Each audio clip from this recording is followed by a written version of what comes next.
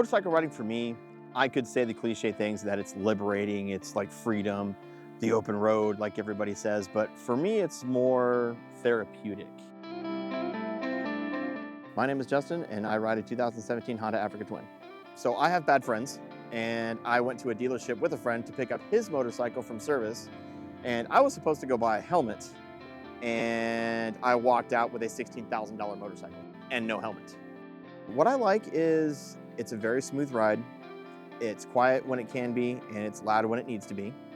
It is very comfortable over long distances, and it's just one of those motorcycles where you just don't get tired of riding it.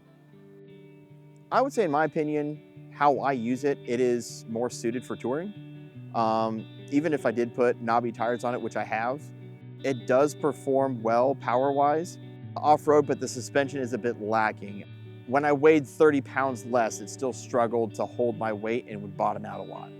So I think with just suspension modifications, it would do better. But for me, I prefer this motorcycle on-road.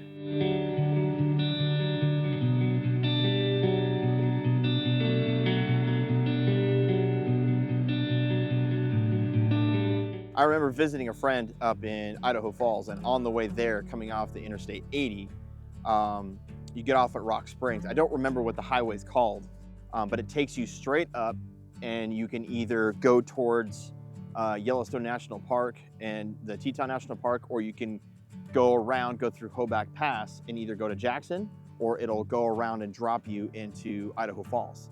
And I remember getting all the way up to the point where the canyon, the windy area is, and there was a forest ranger saying that they are closing the canyon because of severe fires. And I was like, if I have to turn around and go all the way back, it's a 500-mile detour. And I really do not want to do that. I mean, can I go through? I mean, I'll grip and rip, I'll do whatever I have to do. And he's like, hold on, let me call my partner. So he calls. He says, well, they're not going to dump retardant on the side of the road for another 2 hours. Do you think you can make it to the other side? I said, I can make it to the other side in 30 minutes. He says, I didn't hear that. Go. And so I ripped unrestricted, no other cars, just to have to watch out for wildlife. And I probably hit in some places 115 miles an hour going through this Whippy Canyon Road. And then I got to the open area where there's some windmill farms and stuff like that. And I probably hit there about 140, which is about what the bike maxes out at. And then I got to Idaho Falls real fast, and I remember getting there, my friend goes, wow, you got here a lot faster than I thought you were going to. I said, me too. What I would say is, although you want to start on something cheaper, so it's going to be your bumper bike, you're going to drop it, you're going to make mistakes, you're going to break it, that's all fine and dandy. But when you finally go out to get the motorcycle you're looking for, I would say don't necessarily follow the influence of other people to tell you what they think you need. Go after what you want. Get the bike that you want. Everyone kept telling me that I should get a cruiser since I go long distances, I should get a Harley, I should get a Yamaha Roadstar, and I really didn't want to do that. I wanted to enjoy a little bit of off-road too. A dual sport really wasn't going to cut it for me. So I decided to go the adventure touring route. It's a motorcycle that I can take on dirt roads confidently and even go into some pretty nasty stuff.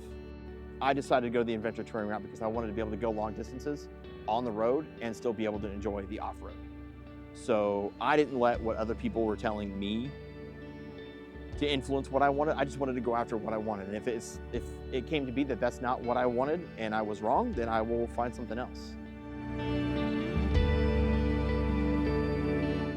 Motorcycle riding in general, I would say my favorite thing is there's just nothing else like it. That could be cliche too, but it's really the only way to describe that, is that there's nothing else like leaning way into a turn. There's nothing like getting on the freeway and feeling the wind pass by you, and then suddenly everything's just more alive.